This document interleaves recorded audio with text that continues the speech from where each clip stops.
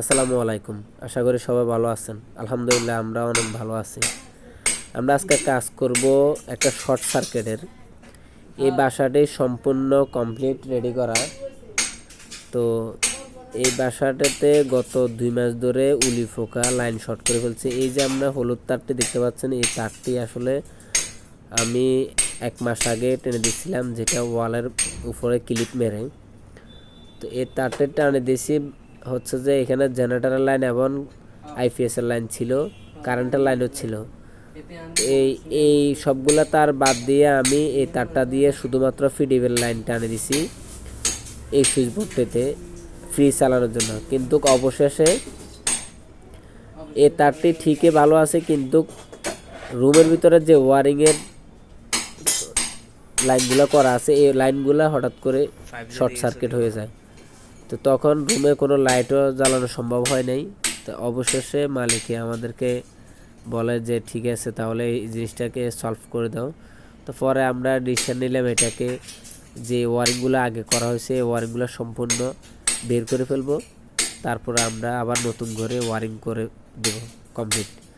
তো সেই জন্য মালিককে বললাম যে একটু ওয়াল ভাঙতে হবে। এখন উনি আসলে অনেক ভয়ে ছিল, যেহেতু ওনার রেডি একটা বাসা, এখানে ফ্যামিলি থাকে, রান্নাবান্নার কাজ আছে। তারপরে আবার দেখা গেছে রান্নাঘরে সমস্যা, কিচেন রুমে, তারপর ফ্রিজ চলে না, ওনার ওয়াইফাই চলে না।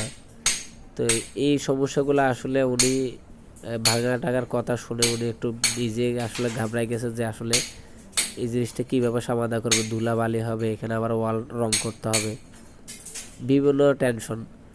তা আর আসলে মূলত এই উলি ফোকাগুলো আসে থেকে উলি ফোকাগুলা আপনার প্রথমত আমি যেটা দীর্ঘদিন কাজের যে আইডিয়া, এটা আসলে বুঝলাম যে উলি ফোকাগুলো একমাত্র বাথরুমের ফলসাদে যারা আপনারা অনেক কার্টন বিভিন্ন কাপড় টাপড় ঢুকে রাখেন, যেগুলো ওয়েস্টেজ ব্যবহার সবসময় হয় না, এই কাপড়গুলো আসলে কী করেন রাখে দেন ওখানে। আবার দেখা গেছে বাথরুমের কিছু পাইপ টিপ লিকেজ হয়ে পানি খাবার, তখনই ওই ময়লা থেকে কিন্তু আসলে উলি পোকা হয়ে যায়। এরপর আস্তে আস্তে ইলেকট্রিক্যাল লাইনে ঢুকে যায়, ইলেকট্রিকের সুইচ বোর্ডে।